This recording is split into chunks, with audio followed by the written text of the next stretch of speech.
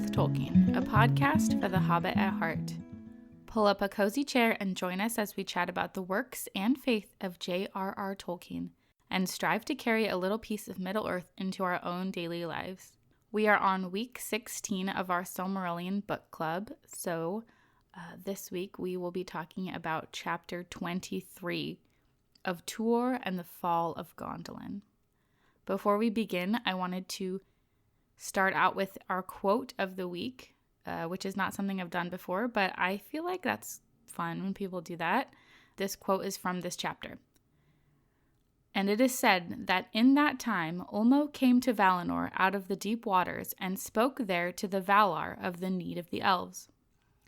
And he called on them to forgive them and rescue them from the overmastering might of Morgoth, and win back the Silmarils, wherein alone now bloomed the light of the days of bliss when the two trees still shone in Valinor. But Manwë moved not, and of the counsels of his heart what tale shall tell?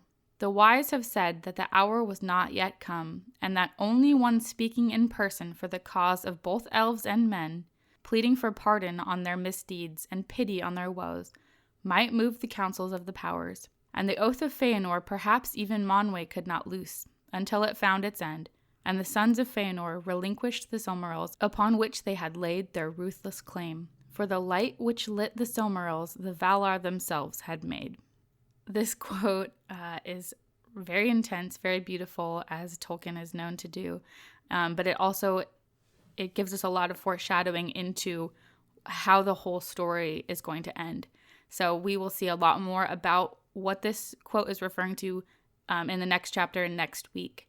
And it's really just setting the stage for it. And I thought, what better quote than this one? I thought this was just beautiful. I hope you guys liked it too.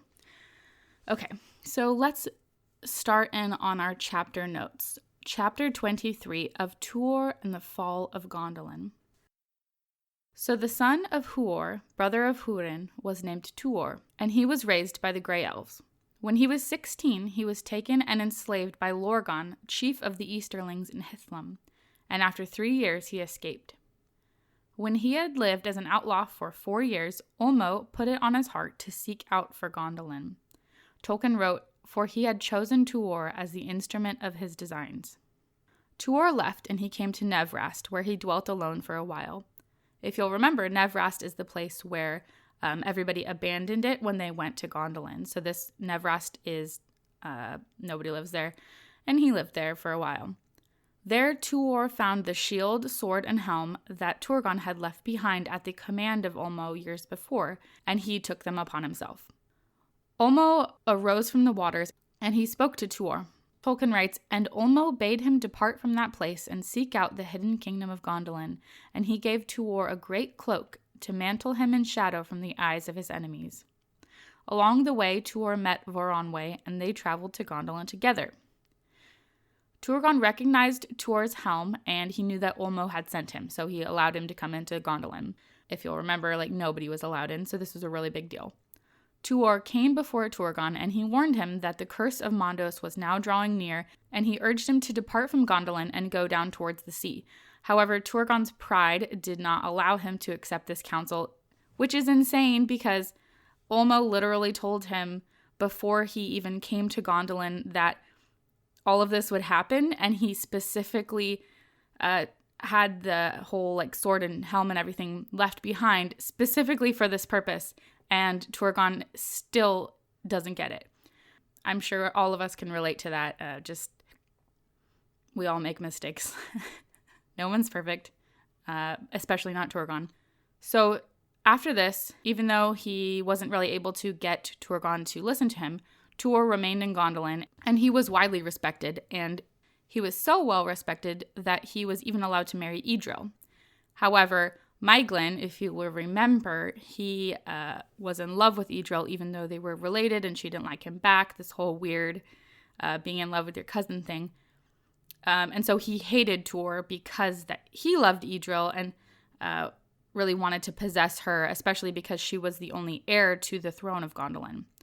So I'm not sure if it seems like it's a mixture of he maybe she was really pretty and he was creepy, loved his cousin, but he also loved the title that she had.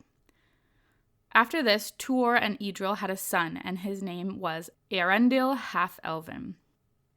In this time, Morgoth continued to desperately seek out Gondolin because after he heard Húrin calling out that one time, a couple chapters ago, he knew the general region of Gondolin, and so he was fully focused on finding Gondolin. And in this time, Idril built a secret path that would lead out of Gondolin, but she didn't tell very many people, and she especially didn't tell Maeglin. So a time came when Maeglin had traveled outside the realm of Gondolin secretly, and he was captured and taken prisoner all the way to Angband. Maeglin then was tormented, and he eventually purchased his life and his freedom by telling Morgoth the location of Gondolin. In return, Maeglin was promised the lordship of Gondolin as Morgoth's vassal and the possession of Idril, which is gross and creepy. After making a deal with Morgoth, Morgoth sent Maeglin back to Gondolin so that no one would suspect it was him. And then when Eärendil was 7 years old, Morgoth finally attacked Gondolin. Tolkien writes, "At last, in the year when Eärendil was 7 years old, Morgoth was ready, and he loosed upon Gondolin his Balrogs and his orcs and his wolves. And with him came dragons of the brood of Glaurung, and they were become now many and terrible." So there was this crazy battle. Ecthelion and Turgon both fell in battle, and Tuor fought Maeglin and cast him down. So Maeglin is out of the picture at this point, which worked out great for Morgoth. He really got exactly what he wanted, and he didn't have to pay Maeglin anything in the end. Something really interesting about the death of Maeglin is that it was actually predicted by his father all the way back in chapter 16. Before Eöl, Maeglin's father, is cast down from the walls of the city, he says, "So you forsake your father and his kin, ill-gotten son.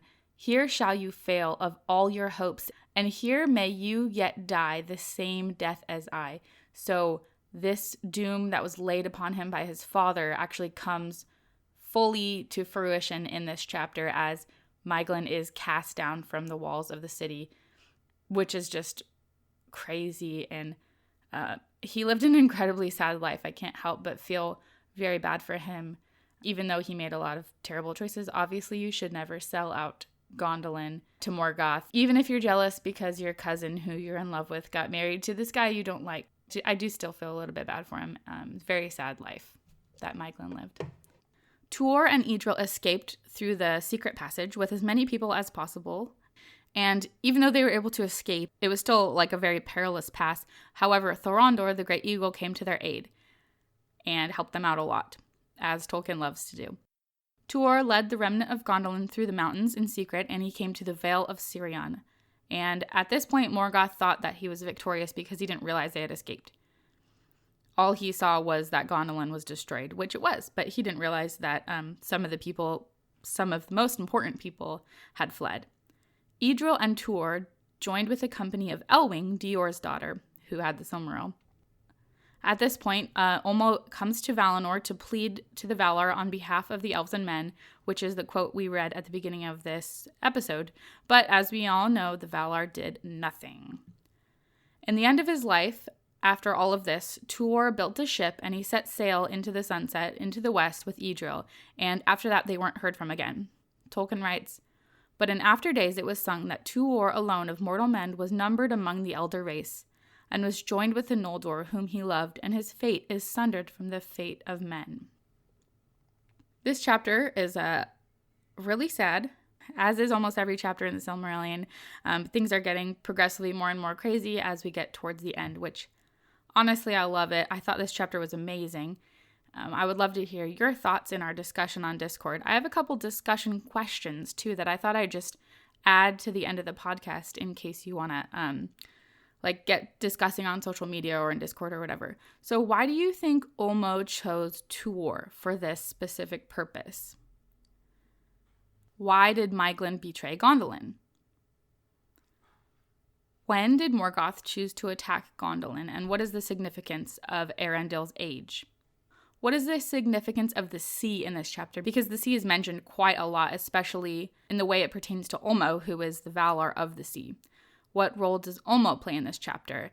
And how is his role different from the rest of the Valar? The last question I have that I think would spark a good discussion is, why is the fate of Tuor sundered from the fate of men?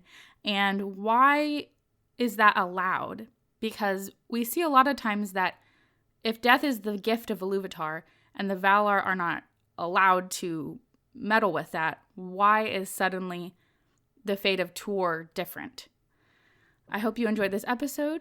We will be back next week with chapter 24. Extremely exciting chapter. Chapter 24 of The Voyage of Erendil and the War of Wrath. And this is actually the last chapter of the Silmarillion proper. And after that, we've got a Calabaith and of the Rings of the Power in the Third Age. So really, this next week is the last chapter of like the actual Silmarillion. So this is extremely exciting to me. And I'm just like over the moon that you guys have listened and participated in our book club. I'm just so happy with how well this went. So I hope you enjoyed this episode. I will stop talking now and I will see you all next week.